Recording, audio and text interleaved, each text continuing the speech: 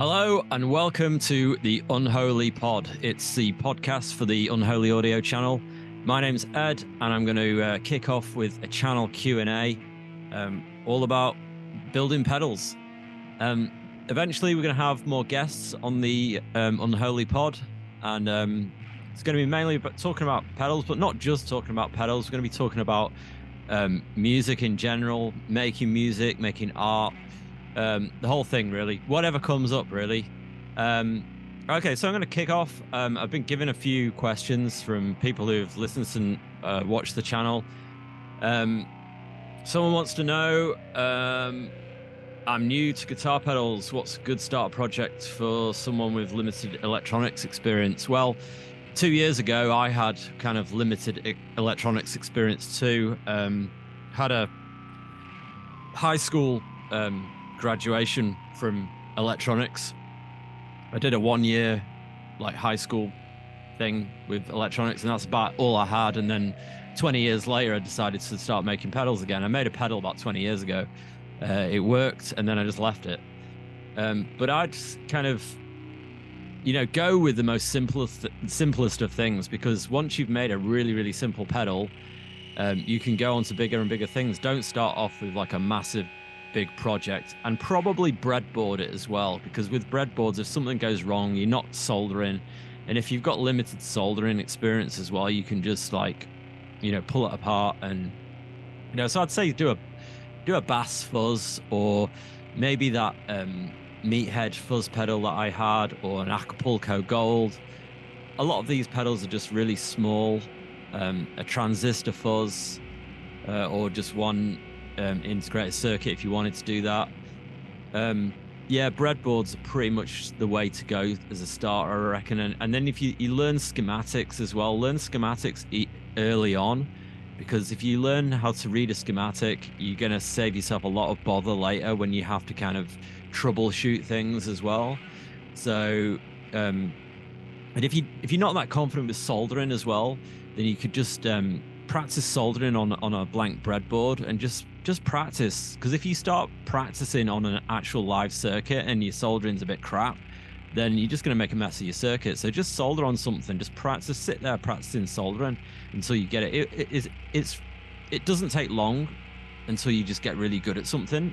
With pedal building, I found that once I got the hang of it on a couple of pedals, I was off, and that was it. You could just boom. I don't know if I'm a normal case of this, but I reckon that it's just one of those things. Once you've got some confidence with it, and it's all about confidence as well. Once you've got a little bit of confidence with it, boom, you're off.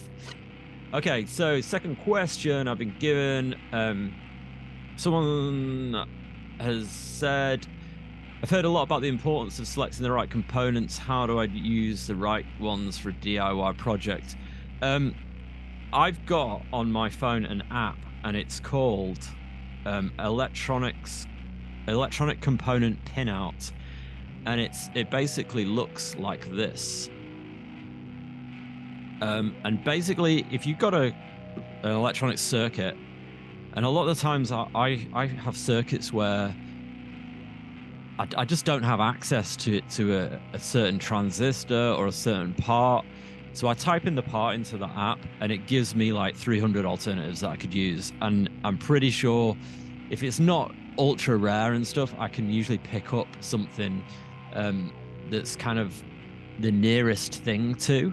But yeah, you can have a look at different things like that, and you can generally find something that would be an alternative. But you do generally have to have the right thing. I mean, if you're using something completely different, your circuit won't work. But sometimes I tend not to buy stuff off eBay as well, because there's a lot of fake parts on eBay, especially if they're very cheap, if they're like loads cheaper than kind of the going rate for stuff, they're probably fake. You can spot fake chips as well, because they've got the top of it. It doesn't say the actual name of the chip on top of it. Yeah. So yeah, I mean, selecting the right components is definitely a thing you should be doing. But if you can't find the right components, use that app. It's really helpful. I've seen some unique DIY pedals out there. How can I add my personal touch to a build? Yeah, I mean, that is like the holy grail, really, of how do you custom design your own pedal. I mean, I tried it on the channel. You might have seen me. I breadboarded this huge circuit and sounded really good, but I mean, just wasn't massively unique. I don't think it was kind of unique in a way. And then I had the problem of having to put it from breadboard onto VeroBoard, and then from VeroBoard, you'd have to make a circuit. So it's kind of like, it's a big job, and you have to sit there thinking about kind of what do you want personally as well? What's your kind of personal tone that you'd really love? Something that's personal to you that, solving a problem that you're having with guitar playing is a good place to start. Like, you'd be like, oh, I love a certain sound that someone's put on a record. I really love that sound. How do I get there? Or just something you really like, and it's kind of then trying to find that sound. I'd say start from there, really. Find a problem that you need to solve, and that's how you'll get a unique pedal. And then add in a personal touch. It's like creating any kind of art. It's like your touch on it's always going to be personal. So with me, I do the etching, and that's my own design of stuff, and like, etching pedals and putting my own sort of take on them. No one else is going to make a pedal like that. Other people etch, but this is my design. It's got my logo on it, etc. So it's not copied from anywhere. It's just come out of my head. So that's sort of my personal touch. Whether other people like it or not, I don't know. Some people might. But I'm not really at the point where I sell my pedals at the moment. So I'm still doing a lot of prototyping and a lot of, kind of learning as well, before I sort of go down the route of selling stuff. Yeah, so someone else asks, what tools should I invest in? I've said this before on videos. You don't need to buy like high-end tools. I literally have, like I said, I had the cheapest soldering iron. I've used it for the last 2 years. It was the cheapest one that was available in the shop. I've just got really cheap stuff, like a solder sucker that's really, really cheap, a pair of pliers that I had already, needle nose pliers that I had already, screwdriver, just basic stuff. I have a massive roll of soldering, solder wire as well. It's like, have loads of that because you're going to get through it. Crocodile clips, a test box, build yourself one of those. Go into my video about test boxes. They're essential for testing circuits before you put them in boxes. You don't want to put a circuit in a box before you know it works, because you're just going to like unleash hell on yourself. Yeah, so I just don't buy expensive stuff, because it's just not, there's no point, because like cheap stuff does the job, as far as I'm concerned. Yeah, multimeter, it's always good. Yeah, you might eventually want like stuff like a drill press if you want to like make perfect kind of drill holes. I do it all by hand.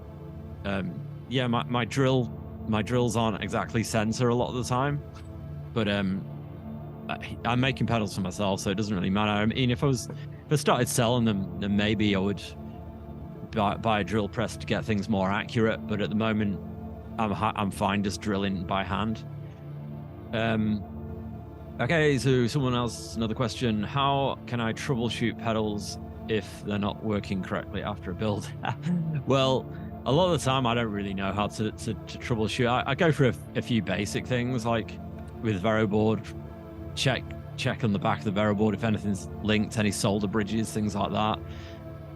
Go over your Vero layout, make sure that you've done everything properly. Just double check everything at every stage as well. So like before you've finished a pedal, know that you've double checked everything as you've gone, rather than just smashing it together and hoping it works. Like, just double check every single stage, because then there's less likelihood of you making a mistake in the first place. Sometimes when a pedal just won't work, I just bin it and just make it again. And often just check that the pedal is actually verified. Like I only tend to build verified pedals anyway, because otherwise you can be just wasting your time with making stuff that's not verified. Yeah. So generally, I don't really have a lot of troubleshooting knowledge, to be honest. So I just tend to go with a few common sense things, and then if they don't work, I just build the thing again. A lot of the time, the circuit didn't cost me a lot of money to kind of make. It's not like a massive loss or anything. It's like sometimes I just might not have made it properly. So, okay, so we got another question. Like modding pedals. Interested in modding existing pedals. I've not done much. Like you've seen the last video I did, which was modding a 4-track. I put a pitch pot in a 4-track. I've not actually modded any other pedals, and I know you can. A big one's the Keeley mod for the Boss DS1. A lot of people do that one. Yeah, I've not gone down that route, to be honest, because I don't really see the point of modding a pedal. Like I get more satisfaction out of building my own pedals, to be honest. So I'm not a big pedal modder. Yeah, but it's good to kind of open up an existing pedal just to see the circuit itself. The only thing I would say I've modded is I got a HM2. I pulled it out of the Boss enclosure and I put it into a new enclosure. Stuck a Godflesh sticker on it and stuff. That's as far as I went. I rehoused a pedal. But yeah, as far as modding it, I not done anything like that, so I can't really go into that any further. Someone says, what about safety precautions? What safety precautions should I keep in mind while working with electronics and soldering? Common sense, really. Just general common sense about you're working with 9-volt electric. It's not gonna, I mean, it might shock you, but I don't know if it'll kill you. But I mean, just apply common sense, the same as you would with anything else, like around the house, you know. Make sure you work in a well ventilated area when you're working with solder, especially got leaded solder. Wear safety glasses. I don't tend to wear safety glasses a lot of the time. Probably should, especially when I'm dealing with etching the boxes with acid. Always wear safety glasses. You obviously get one pair of eyes in life, so you know, there you go. I've burnt myself many times on a soldering iron. It's just, you know, it's just one of those things you're going to do. Unplug your soldering iron when you don't use it. Common sense stuff, really. Okay, someone from Australia. Are there any online resources or communities? Yeah, there are. I'm on one on Facebook, but to be honest, there's a lot of gatekeepers and there's a lot of people who think they know everything about pedals, and it's just like at the start when I was building pedals, I'd go on there and ask advice, and you know, people are pretty good about helping you and giving advice. They like to help, but yeah, I take them as they are, really, you know. But I tend not to bother with stuff like that. I'm on my own journey with it, to be honest. And as soon as you start like asking for advice and sharing stuff, it's just like you just get bogged down with other people's opinions, really. And it's like I'm not really interested in listening to like a million opinions about stuff. So a lot of pedal building is about personal taste as well. So you know, it's all down to that, really. Right, what else we got? Common question about true bypass. I don't know. All the pedals I make are true bypass. Just maintains the tone of the pedal. Buffered bypass means that the tone can be colored slightly, but everything that I make is a 3-pole double throw true bypass.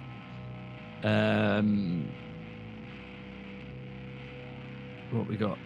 What's the most unusual or unique DIY pedal project you've seen or heard of? I've seen people putting drones inside of fuzz pedals. That was pretty unique. I know a lot of the stuff that the Parasite Studios guy does is really good. He's the one who did this quantum defraculator drone. Unusual. It's not a guitar pedal, it's a drone synth, but it was really cool. I really enjoyed making this. I really enjoy playing it. I use it a lot with stuff. There's tons and tons of stuff. There's so much unusual stuff, and all of this unusual stuff gives you ideas to make your own pedals and stuff. So make your own designs. That's a memorable one. The drones. Paul in the Lab. I'm a massive Paul in the Lab fan. Really glad that I found him on one of the forums. If you go to his website, he's got loads of really interesting stuff on there. Not your general run-of-the-mill pedals. There's a lot of kind of quirky stuff on there. Really interesting stuff. I really wish he'd put more stuff on there, but he's kind of stopped now. Fair enough. But his Devil's Triangle drone, it's a 3 oscillator drone. Awesome drone synth. I know it's not a guitar pedal, but I just love making sound things like that, like drone synths and everything. Yeah, brilliant stuff. It's a cool hobby, you know, and whether or not I go down the route of actually selling these things or not, I mean, I do get a lot of interest in it now that I've etched these things and made them look nice. I do get a lot of people asking, oh, is this for sale? Is this for sale? And I get so much that I'm almost like thinking, oh, there's enough interest to maybe sell one a month, but I'm just not there yet with kind of feeling confident enough to sell somebody my pedal, someone giving me money for something that I built. And I know I've seen people sell really, really crap stuff, but I just don't want to put any more crap into the market. I want something absolutely schmick and, you know, really, really good. I'm currently making this little oscillator drone. It's a drone synth with a transistor, and it's got a high and a low frequency. The middle's off. It's got a CV control voltage on it, and then an output. You can connect this to a sequencer, like a Baby 8 sequencer. This is going to be my first product that Unholy Audio are going to do, and I'm just kind of building this up to make it into a proper product. This is just a prototype at the moment, but eventually this will be a product. I was originally making these so I could, like when I do gigs, I was going to sell them as merchandise instead of selling CDs and stuff like that, which is like, you can't really sell CDs anymore. I was going to sell this as merch instead. It's like band merch. So they'd be on my merch table. You've just watched a band that play with oscillators and stuff like that. Pick one up for yourself and start doing the stuff yourself. It's empowering your audience, really. That's what I like to do. I like to inspire people and empower. So yeah, any more questions, come to the podcast and ask. I'm always happy to help people out. The next podcast we do is going to be with a guy called Will. He is a bass player in my band called Concrete Lung. We played together for a long time, doing gigs around London, did a gig in Sweden. We've done a gig over here in Australia. We haven't done any music for a long time, but we are rebooting Concrete Lung as a band, as one of my many projects that I'm doing at the moment, my music projects. Basically, I was the whole reason why I started pedals was because I was trying to find a guitar tone. I was using, when I was doing Concrete Lung many years ago, I was using a Zoom 2020 digital effects unit, and it had the best distortion and EQ on it. And I was like, I need to find that distortion. And so I thought I'll build my own pedals, and I'll try and find which is the closest distortion to it. And I still haven't found it. I think things that use the 072 chip, like the Marshall Governor, anything that's in an orange amp basically uses a 072 chip, and that's the closest I've found to it, really. But I was trying to find a decent distortion sound, and I just never have. And then I got into fuzz, and I love like the Cloven Hoof, He's a Meatas, Big Muff type of fuzzes. They're really cool. And then I got into rabbit hole, you know what I mean? So put off making any music for about 2 years whilst I made pedals. And now I'm finally getting into like tape loops again, sampling, all of that stuff. And I've got about like 5 different music projects that I want to start now. Like Concrete Lungs, my main project. I've got a drone project called Black Den Stockade. I've got another weird project called Drain Lord. And I've got like a punk D-beat project called Discordant Voice. So there's a whole load of music projects that are going to come out as a splinter of all the stuff that I've been doing. And also, if you're in a band and you want a logo, go to Unholy Logos on Instagram. Have a look at what's going on there. I hand draw logos. So if you want a logo drawing, I can do it for you. I offer, pretty reasonable prices to start off with. If you just want a black and white hand-drawn vector logo, I can do it, for a couple of $100, I can do it. Or if you want a logo, a band look and feel, a whole Bandcamp thing design. I'm a graphic designer by trade, so, I can do all of that. If you want any of that kind of stuff, or you're stuck in a rut with your band's look and feel, I can help you out. I like I say, I charge pretty reasonable prices for that. But Unholy Logos on Instagram, it's kind of a splinter shoot off from Unholy Audio. It's a whole enterprise that I'm kicking off. It's all happening. So yeah, I look forward to doing the second podcast with Will. We're going to talk about pedals. He's just getting into pedals as well. It's infectious. Building pedals is infectious, especially when you talk to another musician about it. They're like, oh, I can make my own pedal? It's that easy? Yeah, you can. It's that easy. Get going with it. So we're going to talk about what he's been doing. We're going to talk about our band and music and creativity in general. And just generally hit it off from there. And then I'm going to go around. There's a few more of my friends that are also musicians who I'm going to interview, talk to about music, creativity. And also I'm going to do the main channel. The main channel is going to keep going. I've got quite a lot of pedals that I've just been sat here, little bits of Vero board. I've got a gristalizer pedal that we're going to make, a lo-fi looper, which uses an answer machine like chip in it. So it's just like a sample, like a tape loop almost. And then I've got a tape emulator, cassette tape emulator, that you get all the nice warble and hiss from a tape thing, emulates it. All cool stuff. They're going to be on the channel soon. Probably going to stop doing 4-track tape recorder videos. I've done 3 of those now, so I'm kind of done with that. And we're going to go back to pedals and everything like that. If you want to be on the podcast as well, I've got like, nearly 1,000 subscribers on the channel now. If you want to be on the podcast, if you want to chat to me, hit me up and I'll bring you on the channel and we can have a chat and we can make it into a podcast. Quite happy to do that as well. If you've got stuff you want to chat to me about and we can make it into a decent podcast, yeah, hit me up.